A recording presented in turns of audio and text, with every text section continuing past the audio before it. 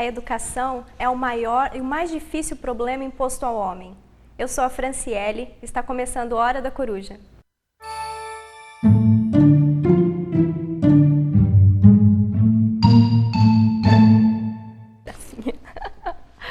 Boa noite, pessoal, sejam bem-vindos ao nosso Hora da Coruja. Hoje a gente vai falar sobre educação. Tem um tema muito importante aí para falar, né, Paula, que está acontecendo agora. Tem. Hoje tem um tema central na nossa conversa hoje. Você gostou da frase que eu comecei, que é a frase de Kant? A educação é o maior e o mais difícil problema imposto ao homem. Esta frase, junto com aquela outra do Marx, quem educa o educador, eu acho que elas dão os dois grandes pilares da discussão em filosofia da educação, que nós deveríamos observar. Né? A gente quis fazer esse programa porque a gente percebeu que não está tendo uma discussão na televisão sobre esse assunto educacional, de que vai vir uma reforma grande por aí no Brasil, ou não, mas ninguém está discutindo para saber se vai ser bom, se não vai, se vai ter ou não. Você sabe que eu consegui mobilizar um pouco aí a discussão, porque eu escrevi para a Folha, não saiu ainda, acho que vai sair amanhã no Tendências e Debates, Tendências e Debates, que é a página 3 então, da Folha. Então já até falar, pessoal, quem quiser procurar amanhã na Folha de São Paulo, é provável que já tenha, dá para ver online também. Que é sobre a reforma mercadante, essa reforma que o ministro da Educação está propondo, né, para o ensino médio. Para o ensino médio. Mas, na medida que eu escrevi, a Folha, acho que também começou a se mobilizar, e eu fiquei sabendo que sábado passado ela fez no Tendências e Debates, eu não vi ainda, vi por cima, assim, ela fez no Tendências e Debates na semana passada, agora no sábado passado, aquela pergunta, né? Pergunta para um se apoia a reforma, pergunta para outro se não apoia a reforma. Então parece que um professor da área de ciências respondeu pelo não, e o Ramos, que é coordenador daquele movimento Todos pela Educação, respondeu pelo sim. Né? E é óbvio, né? Porque o Todos pela Educação, isso eu já mostro lá naquele livro meu, Filosofia e História da Educação, já mostro que o Todos pela Educação, que é um movimento de empresários, está articulado com o MEC, né? Desde o período do Fernando Haddad, né? Então, portanto, continua articulado com o MEC e vai a favor da reforma. E o pessoal da área de ciências é que respondeu que não. Né? E até é significativo isso, né? Porque me parece que a área de ciências aí é a mais preocupada com essa reforma, porque o Brasil já vai mal nessa área científica. Sim. A gente forma pouquíssimos cientistas, né? E um ensino médio onde as áreas vão ser separadas, e separadas, elas vão deixar de ser separadas, né? Elas vão se integrar aí em grandes áreas. Vamos tentar explicar, isso aí parece que preocupa os cientistas. Como funcionaria na prática, né? Para o ensino médio, daqui para frente, não teria mais as disciplinas que a gente conhece tradicionalmente, como português, matemática, biologia, filosofia, história. Elas seriam divididas em 4 grandes áreas. Áreas de ciências humanas, ciências tecnológicas, linguagens e que seria a matemática, né? Que é isso, a matemática, isso mesmo. 4 grandes áreas. Quer dizer, na verdade, esse na verdade, esse é o núcleo da reforma. Isso. Né, para o ensino médio. Aí tem também uns penduricalhos na reforma, né? Como assim um penduricalho? Tem porque a reforma é isso, mas ela tem algumas consequências de horário de aula, de não horário, então, tem uma série de consequências. Várias questões aí do governo, do qual eu queria comentar. Na verdade, eu acredito que a principal ideia para isso seja para dar uma forma de maquiar o IDEB. Maquiar o IDEB? Maquiar o IDEB. O Brasil está com um índice de desenvolvimento da educação básica muito ruim. O índice, o IDEB já é uma maquiação. Ele já é uma maquiação. Ele já é ideológico. Até muitas pessoas falam assim, olha, a minha escola melhorou o IDEB, etc. e tal. Mas o MEC mudou a forma de avaliação do IDEB já uma vez, porque não estava conseguindo resultado.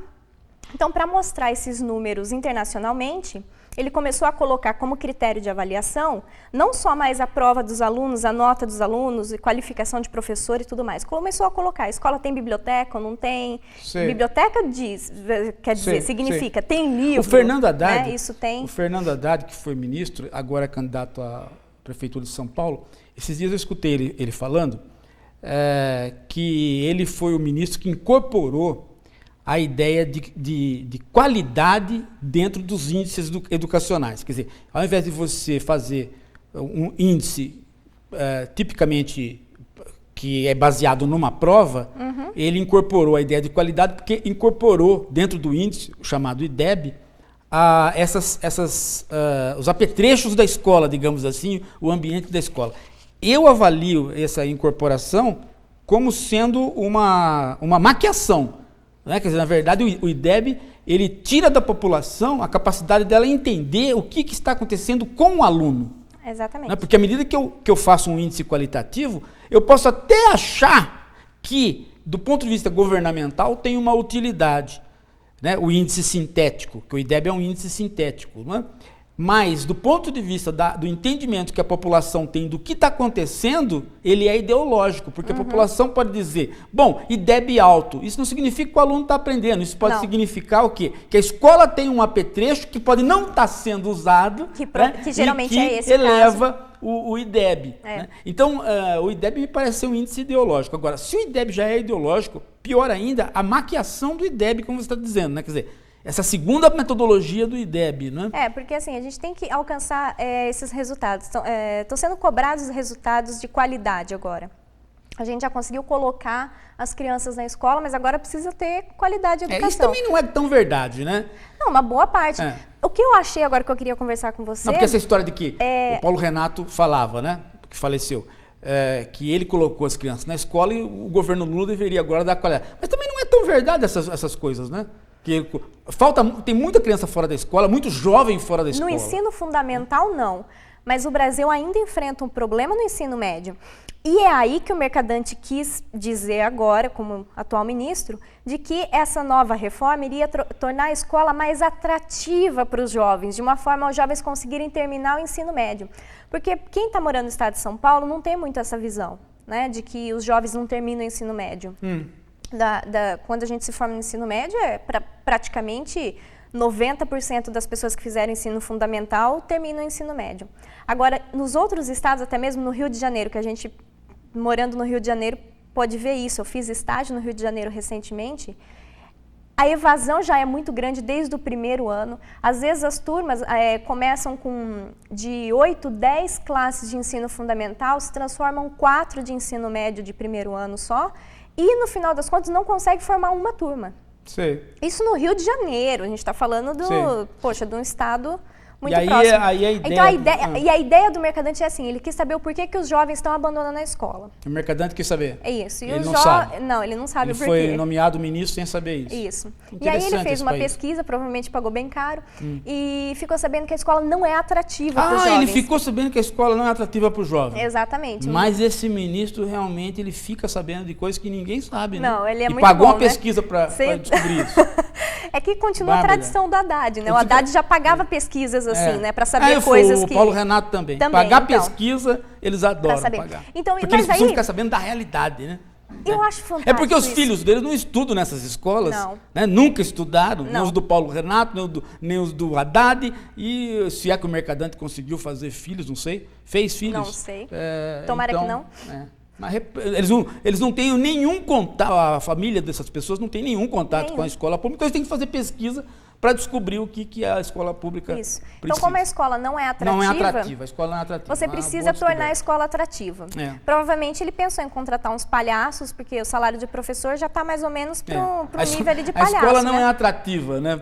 Nem para os professores, nem para os alunos. Não é para ninguém. A escola realmente não é atrativa. É cheia de grade, parece uma prisão. Né? Realmente a escola não é atrativa, mas nem mais para traficante, gente. Não é. Porque o aluno pobre, o professor pobre, nem você vender droga lá compensa. Não está mais compensando. Então, ele resolveu dizer que dessa forma você conseguiria deixar a escola mais atrativa. Fazendo as áreas. Isso, fazendo essas áreas. Você sabe que tem dois problemas aí nessas áreas, né? Porque, infelizmente, na hora que eu peguei para fazer o texto para a Folha, o que vai ser publicado amanhã, segundo o editor, eu tive que fazer o texto enxuto. O jornal é esse problema. Ser articulista é essa desgraça. Tem que fazer o texto enxuto. Mas, então, eu não pude analisar as duas implicações. Porque tem uma implicação política, de política educacional, e tem uma implicação pedagógica que é epistemológica. Que é epistemológica pelo seguinte, porque veja, quem que me autoriza a dividir, a integrar as disciplinas que têm uma origem epistemológica justificada, Sim. que vem lá do Platão e do Aristóteles, que vem do trivium e do quadrivium, quem que me autoriza a transformar isso que tem 2000 anos, né, e que se constituiu historicamente num processo lento, de um dia para a noite falar, bom, então isso aqui são áreas, né? É o cara que precisa fazer a pesquisa para saber que a escola não é atrativa. Sim, mas então tem um problema, tipo de tem um problema epistemológico aí. Sim. Mas tem um problema político decorrente desse problema epistemológico, que se eu crio áreas, eu preciso ter um responsável pelas áreas. E aí eu não tenho professor responsável pelas áreas, porque os professores são formados pelas licenciaturas no esquema tradicional. Isso, vamos conversar sobre isso, aí é interessante. Eu vou ter o quê? Ele não respondeu sobre isso. E não vai e não vai responder provavelmente. Como ficaria na prática? Porque assim, o plano sempre é muito bonito, os planos do governo. São muito bonitinhos. Esse não é bonito nem na teoria. Porque ele tem um problema teórico, epistemológico Ele tem vários problemas muito fortes. Primeiro, quem vai ser o profissional a trabalhar nessa área? Quem? Me diz. A nossa universidade forma professor de filosofia, de matemática, professor de matemática. Exatamente. E nós sempre brigamos para que a licenciatura caminhasse junto com o bacharelado, para criar a especificidade. Exatamente, a ideia... Para romper com a ideia de que no ensino básico você não tem a especificidade e entra no ensino médio para preparar para a universidade já com a especificidade. Olha, não é isso? As escolas, a ideia é essa. Então, entre 15 e 16 anos você tem a quebra, o entendimento de que você vai entrar dentro de um campo disciplinar. E todas as escolas que conseguiram melhorar de qualidade mesmo, sem seguir essa pesquisa, mas conseguiram melhorar a qualidade, foram aqueles que conseguiram colocar os professores da área. Dando aula da sua matéria. Isso parece que há duas grandes verdades que já ninguém mais discute, né? Uma é a condição do diretor de escola. A escola vai bem quando o diretor é competente, é um intelectual bem formado. Isso é um dado que já ninguém mais discute.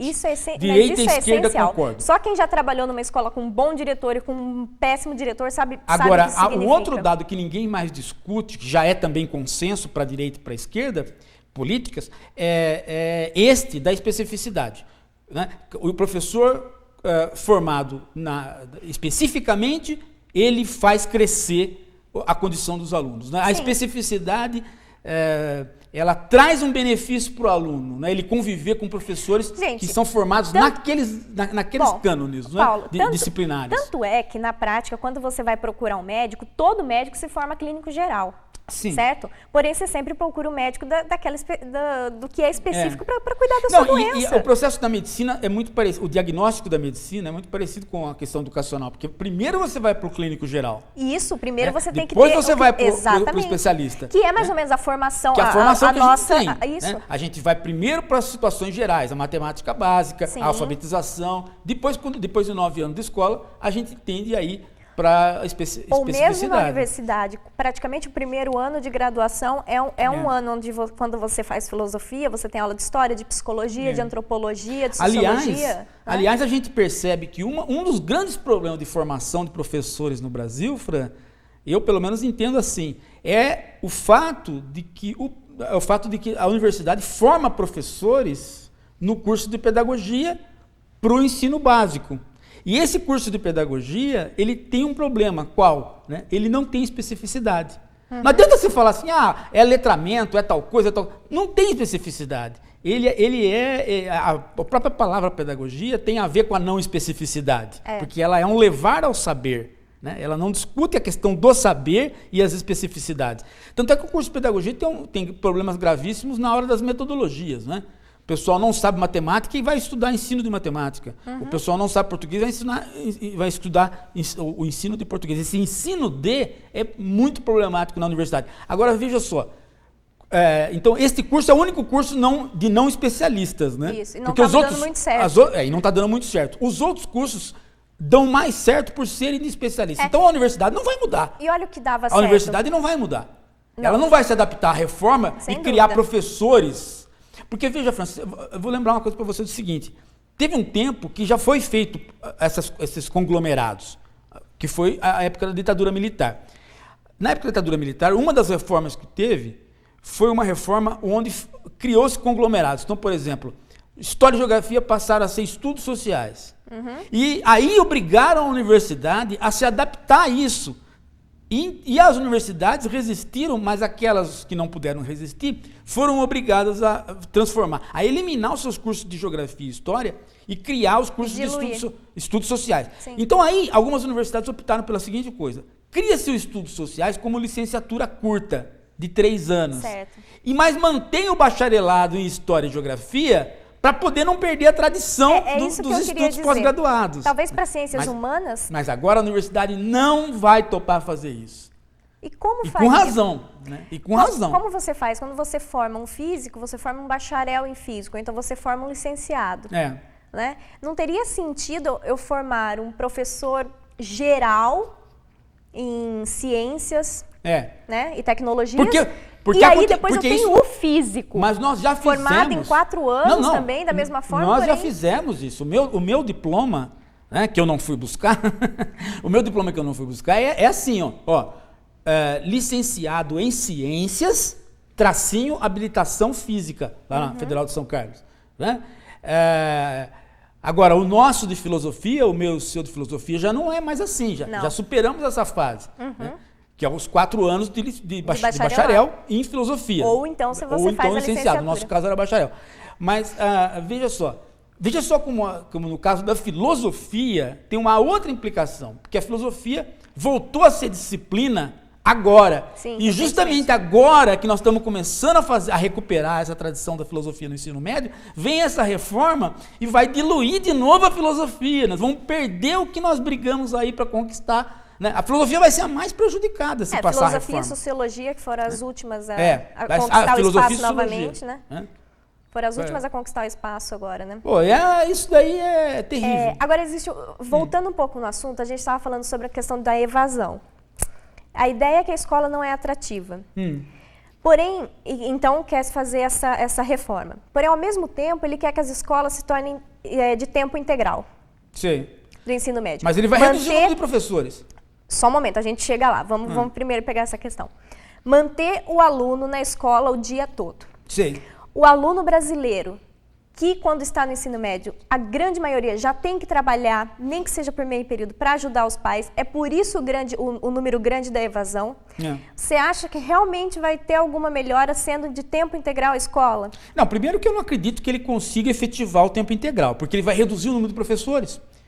Porque, veja, se ele trouxer para a área, você tem 5 professores, matemática, física, química, biologia, se você traz para a área, não vai ficar esses 5. Então, essa é a pergunta. Vai ficar esses 5? Não, vamos explicar isso direitinho. Ou ele vai pagar para essas pessoas que são efetivas ficarem parados, como foi feito com a escola normal? Exatamente, que vai acontecer isso. Como é a pergunta do Luiz. O Luiz está querendo saber o seguinte: isso não é uma tática para suprir a falta de professores? Também. Ampliando? Eu vou explicar agora isso, porque a gente ficou conversando sobre isso outro dia.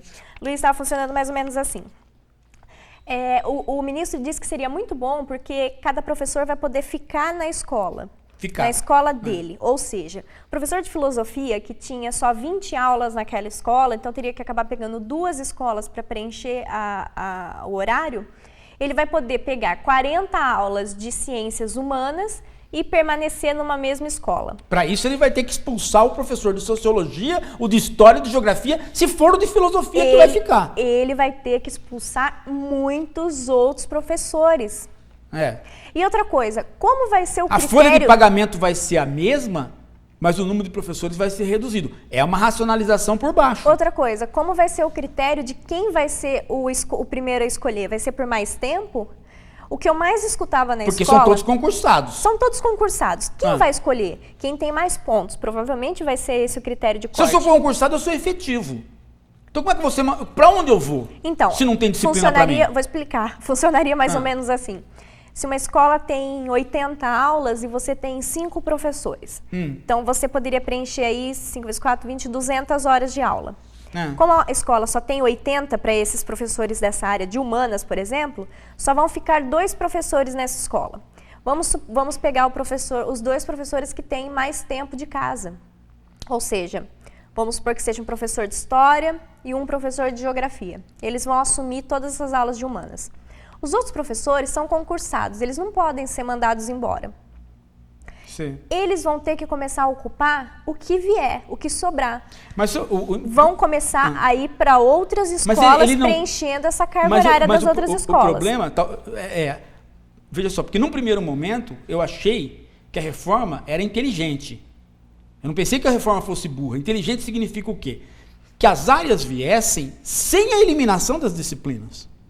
Certo. Então você cria as áreas para que você tenha uma instância de integração das disciplinas. Olha, mas agora eles estão falando em diluição das disciplinas nas áreas. Exatamente. O que significa que alguns professores vão cair fora.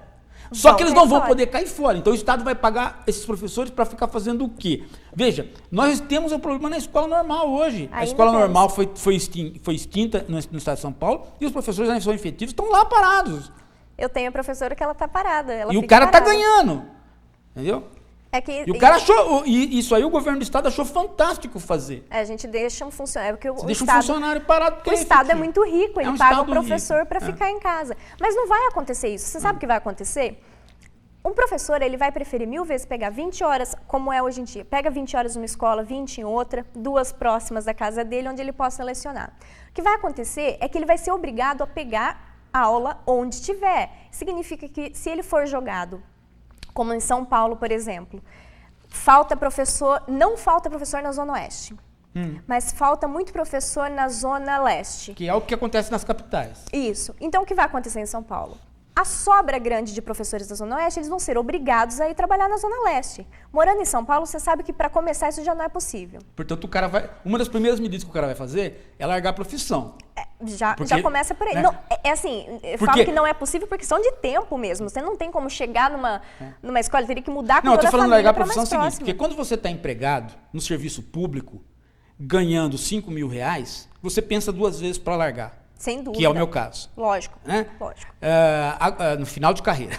Agora, quando você está no serviço público ganhando R$1.000, você não pensa 2 vezes para largar. Por quê? Porque qualquer cara que está vendendo cachorro quente na frente da escola está ganhando isso. Exatamente. Então você vai largar. Então os caras concursados, portanto, os melhores, vão abandonar a escola pública. Portanto, a evasão de bons professores vai ser maior ainda. Então essa é a consequência política desta má administração epistemológica. Né? O cara não tem uma visão de filosofia da educação, o resultado é uma má política educacional. É isso que vai acontecer se ele continuar batendo a cabeça. Né? Agora, do que o Mercadante? O Mercadante era professor do quê? De economia? Né? Eu acho que não é professor de nada. Ele é da minha geração, foi meu colega de católica. Quando eu trabalhei na católica, ele era professor da católica. Né? Mas eu não imaginei que ele tivesse essa cabeça tão dura assim. Mas eu acho que não vem dele isso. Isso é uma ideia que o Haddad já ia implantar. Não, o Haddad estava pensando na flexibilização do ensino médio. Eu lembro que ele chegou a conversar com a gente sobre algumas coisas assim. Mas eu escrevi que era uma boa ideia, a flexibilização. A flexibilização é uma boa ideia, você o aluno poder chegar no ensino médio e escolher certas disciplinas que ele vai dar mais ênfase. Sim, por exemplo, como é feito nos cursinhos. Como é feito no cursinho. Ou então no ensino médio das particulares, como por exemplo, quando você chega no colegial, você quer, no ensino médio, você quer aumentar sua carga horária de matemática. De matemática, porque você vai prestar medicina. Então, você faz mais aulas de biologia, de química, de matemática, do que aulas de ciências humanas. Você vai fazer isso. Sociologia, por exemplo. No Ângulo, a gente fazia uma divisão. Quando eu trabalhei no Ângulo, quando tinha uns 22, 23 anos, a gente fazia uma divisão que era mais específica ainda, quer dizer, cada frente de disciplina era subdividida em mais frentes. Então, tinha matemática. Então, matemática tinha frente de álgebra, tinha frente de geometria, né, frente de trigonometria. E se o cara fosse prestar arquitetura, então tinha desenho geométrico. Né? Quer dizer, a gente tentava repetir, olha só, a gente tentava repetir no particular o que foi a escola pública dos anos 50, dos anos 60. Né? Né? E agora nós estamos, ao invés de nós repetirmos essa dos anos 60, dos anos 50, estamos repetindo a dos anos 70, a da ditadura militar, que justamente foi onde descaracterizou o ensino médio. A descaracterização do ensino médio é fruto da ditadura militar, da 5692/71. O que eu achei mais interessante do Mercadante falando sobre isso é que a escola em tempo integral, mas não seria para o aluno ficar estudando o dia todo. Boa, ótimo. Ele já sacou que ele já entendeu. O aluno estudando o dia todo. Acho que ele pensou assim, para ser atrativo, os alunos não vão gostar de estudar. Então, qual que é a ideia? É preencher essas horas que estariam sobrando. Preencher Essa horas. é a ideia. A gente vai preencher com música, com excelente. ginástica. Que beleza. Pagando quem? Coisas assim. Pagando quem? Voluntários, que o Serra faz? Provavelmente. Né? O Serra inventou essa história de pôr 2 professores na escola, que até hoje não pôs, já é candidato de novo e não fez, prometeu na vez passada, não fez e já é candidato de novo. Mas o Quercia explicou o porquê, né? Porque na atual circunstância de como a educação está tão ruim que uma professora sabe ler, a outra só sabe escrever, né? Então, para poder contrabalancear. Só que ele não cumpriu, e onde ele cumpriu falsamente. Você lembra que o dia que o Janazzi veio aqui? Lembro. Né? O Janazzi disse que eu sei bem, porque me ofereceram essa bolsa quando eu estava no Mackenzie. O segundo professor não é um professor. Não, o segundo professor é um bolsista, que ele está no primeiro ano de graduação, que aliás é o mesmo terceiro de uma licenciatura, e ele ganha R$500 para poder ir lá auxiliar a professora durante algumas horas. Você sabe que esse negócio aí me lembra um quadro que o Jô Soares fazia nos anos 70, acho que chegou a fazer nos anos 80, não, nos anos 70 eu acho, que era um argentino, que o brasileiro chegava para o argentino e falava assim, olha, eu sou muito seu amigo, eu vou te dar R$500 ou 500 cruzeiros para você fazer tal coisa. E a tal coisa que o cara ia fazer era do tipo assim, ir na torcida do Palmeiras vestido de corintiano e torcer, ou entrar na jaula de um gorila, era coisa desse tipo. E aí o Jô Soares, que era o Caldeirão, o argentino, falava assim, mas você é muito amigo mesmo, é muito amigo, né? Então, você chega para o professor e fala assim, olha, eu vou te dar R$500 para você ficar junto com 45 adolescentes a tarde toda. Exatamente. Né? E você quer? É muito amigo. É uma coisa maravilhosa. Paulo, o Egisto Canal está perguntando como poderá ser a capacitação desses professores com essa reforma. E é isso que eu queria comentar. Eu acho que a ideia vai ser essa. Vai ter que ser a incapacitação. Vai ser a incapacitação. Porque, veja, o cara é capaz em filosofia, mas ele não é capaz em sociologia. São coisas diferentes. Então, ele vai dar as duas coisas. Então, o que vai acontecer? Você não vai fazer com que ele aprenda sociologia. Você vai fazer com que ele dê a má filosofia e a má sociologia, porque a tendência nossa vai ser abaixar o nível para poder encontrar uma introdução básica igualada dentro da área. É isso que vai acontecer. É exatamente que é o que aconteceu. E esse é meu medo. Mas veja só, nós tivemos essa experiência, que é a experiência que eu falo para vocês, a geração que hoje está chegando nos 55, 50 anos, chegou a cursar esses. O sujeito era professor de geografia. Ele perdeu os direitos. Ele teve que fazer outro curso, a licenciatura curta em estudos sociais, para ele recuperar a aula que ele já estava dando. Bom, e vindo do governo... Eles vão fazer isso de novo. E vindo do governo, você sabe muito bem como vai ser essa capacitação. Vai ser agora eu entendi coisa... por que o PT foi criado durante a ditadura militar. O PT foi criado durante a ditadura militar e ele não sabe fazer outra coisa senão imitar o criador dele, que é a ditadura militar. Ele só sabe fazer a mesma coisa que a ditadura fazia. Exato. Porque a origem dele é aquela lá, entendeu? Ele repete. Na corrupção ele repete, na modo autoritário como ele lida com a sociedade ele repete. Porra, bicho, é dureza, hein, meu? Os caras do PT não conseguem criar um novo. Não conseguem. Agora, a oposição ao PT é pior. É zerada. Nós estamos no mato sem cachorro, quer dizer, zerada. você corre do PT, você cai na mão do PSDB. É zerada. Né? O PSDB é o Serra, né? Bom, mas aí a gente volta a Pelo falar. amor de Deus, é o fim da picada desse mundo, porra, quero descer. Vamos beber uma água para acalmar um pouco os não. ânimos aqui. 1 minutinho de intervalo, a gente já volta.